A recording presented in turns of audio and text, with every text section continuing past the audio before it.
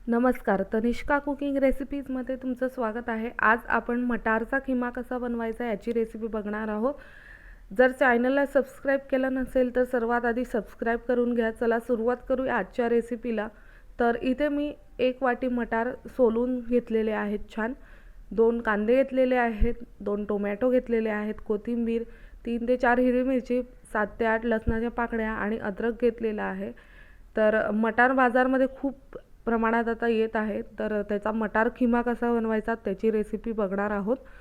तर सर्वात आधी आपण मटारांना जे आहेत वाटाण्यांना थोडं असं जाड मोठं जे आहे मिक्सरमधनं बारीक करून घ्यायचं। तर व्हिडिओत दिसतं अशा पद्धतीने जाड मोठे आपण जे आहे मटारांना बारीक करून घेणार आहोत मिक्सरमधनं। हा खिमा जो आहे एकदम मटनसारखा लागतो, एकदा नक्की करून बघा। तर व्हिडिओत दिसतं अशा पद्धतीने आपल्याला मटार जे आहेत जाड मोठे बारीक करून घ्यायचे आहेत। जास्त असं त्याचा जे आहे पेस्ट नाही करायची आहे किंवा असे एकदम जाड पण नाही ठेवायचे आहेत, असे मध्यम जसं व्हिडिओत दिसतं अशा पद्धतीने आपल्याला बारीक करून घ्यायचे आहेत। तर अशाच पद्धतीने आपण आता हे जे मटार आहे ते भांड्यात काढून घेऊया आणि सोबतच अशाच पद्धतीने दुसरी बॅचही वाटून घेऊया मटारची। तर दोन्ही बॅच जे आहेत वाटून झालेल्या आहेत। तर आता आपण जे आहे ते कांदा घ्यायचा। आपला जो कांदा आहे त्याला सोलून जाड मोठा असा कट करून घ्यायचा आहे।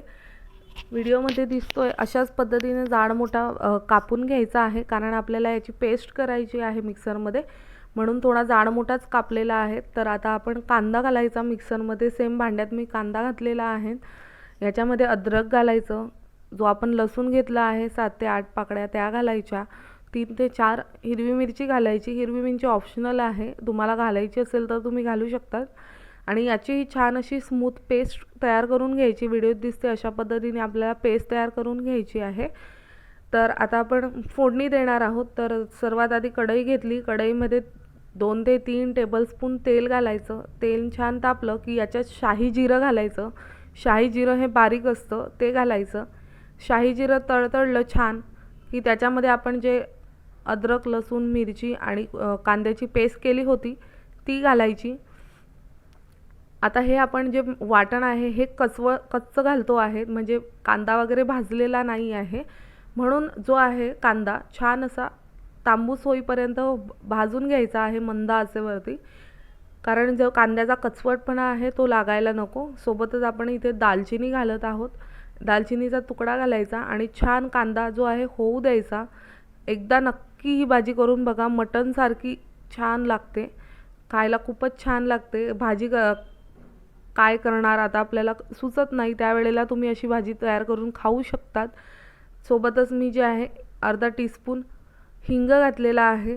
आता आपला जो कांदा आहे छान असा तांबूस झालेला आहे, तर आपण जे टोमॅटो आहे त्याची पण प्युरी तयार करून घेतलेली आहे, तीही या कांद्यामध्ये आपण घालणार आहोत आणि हिलाही छान अशी कचवटपणा निघेपर्यंत भाजून घेणार आहोत, जसं व्हिडिओत दिसतं अशा पद्धतीने।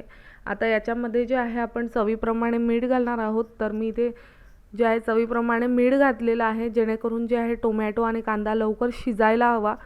तर सोबतच जे आहे 1 टीस्पून हळदही घातलेली आहे। तर हळदचाही उगीरपणा निघून जायला पाहिजे, म्हणून मी जे आहे कांद्यातच आणि टोमॅटोतच हळद घातलेली आहे। तर छान मिक्स करून घ्यायचं आणि तेल सुटेपर्यंत आपल्याला हा मसाला होऊ द्यायचा आहे। तर व्हिडिओत दिसतंय आपला जो आहे तेल सुटेपर्यंत मसाला छान असा झालेला आहे। तर अशा पद्धतीने आपल्याला मसाला तयार करून घ्यायचा आहे। आता याच्यामध्ये आपण काही मसाले घालणार आहोत। तर सर्वात आधी मी इथे 1 ते 1.5 जे आहे टेबलस्पून तिखट घातलेला आहे। तुम्ही तुमच्या पद्धतीने ॲडजस्ट करायचं आहे, कारण आपण मिरची घातलेली आहे। जर फिकं खात असाल तर कमी जास्त करायचं तिखट। तर सोबतच आता इथे 1 टीस्पून धना पावडर घातलेली आहे आणि इथे मी जे आहे जवळजवळ 1 टेबलस्पून छोले मसाला घातलेला आहे। तुम्ही याच्यामध्ये किचन किंग मसाला किंवा मटन मसाला किंवा चिकन मसालाही घालू शकता, तुमच्या आवडीनुसार तुम्ही कोणताही मसाला याच्यात घालू शकतात। मी याच्यात छोले मसाला घातलेला आहे आणि आता हे मसाले जे आहे छान मिक्स करून घ्यायचे आणि मंद आचेवरती आपल्याला 2 ते 3 मिनटं हा मसाला परत तेल सुटेपर्यंत छान होऊ द्यायचा आहे। जसं व्हिडिओत दिसतं अशा पद्धतीने होऊ द्यायचा मसाला छान। तर आता आपल्या मसाल्याला छान असं तेल सुटलेलं आहे. अशा पद्धतीने आपल्याला पूर्ण मसाला होऊ द्यायचा आहे, जेणेकरून कांदा आणि टोमॅटोचं कचवटपणा निघून जाईल. तर आता आपण जो मटार मिक्सरमध्ये बारीक केला होते वाटाणे ते घालायचे आणि तेही छान असे मिक्स करून घ्यायचे मसाल्यामध्ये आणि यांनाही थोडं 2 ते 3 मिनटं मसाल्यामध्ये परतून घ्यायचे, जेणेकरून छान त्याचाही कचवटपणा निघून जाईल. तर छान असे मिक्स करून भाजून घ्यायचे त्यांनाही 2 ते 3 मिनटं. आणि ह्या भाजीमध्ये जे आहे गरम पाणीच घालायचं, थंड पाणी घालायचं नाही. तर कारण गरम पाण्यानेच ह्या भाजीला चव छान येते. तर थोडं थोडं करून पाणी घालत जायचं आपण. जवळजवळ इथे 2 ते 2.5 ग्लास मला पाणी लागलं होतं. तर थोडं पाणी घालायचं आणि छान झाकण ठेवून 2 ते 3 मिनटं होऊ द्यायचं, कारण वाटाणा जो आहे फुलतो. तर त्या पद्धतीने थोडं थोडं करत पाणी घालून वाटाणा जो आहे शिजवून घ्यायचा आपल्याला छान. तर जवळजवळ याला 15 ते 20 मिनटं लागतात ह्या खिम्याला वाटाणा व्हायला, पाणी घालून थोडं थोडं. तर व्हिडिओत दिसतं अशा पद्धतीने थोडं थोडं करत मी पाणी घालून जे आहे 15 ते 20 मिनटं हा खिमा होऊ दिलेला आहे. तर तुम्हाला जर माझी खिम्याची रेसिपी आवडत असेल तर तनिष्का कुकिंग रेसिपीजला लाईक, शेअर आणि सबस्क्राईब करायला विसरू नका. तर आता इथे आपला खिमा जो आहे तयार झालेला आहे, तुम्हाला दिसतोच आहे. हा खिमा तुम्ही पावसोबत, पराठ्यासोबत, भातासोबत एन्जॉय करू शकतात, नानसोबत. तर आता इथे जे आहे कोथिंबीर घातलेली आहे. आपला खिमा जो आहे छान असा भन्नाट झालेला आहे. खायलाही आपल्याला सुचत नाही टिफिनला काय बनवू, तेव्हा ह्या वेळेला अशी भाजी तुम्ही करून देऊ शकता टिफिनमध्ये. खायला खूपच छान लागते, मुलांनाही आवडते. ज्यांना नॉनव्हेज आवडत नाही ते असा वाटाण्याचा खिमा बनवून खाऊ शकतात. तर खायला खूपच छान लागतो. एकदा नक्की तुम्ही ट्राय करून बघा.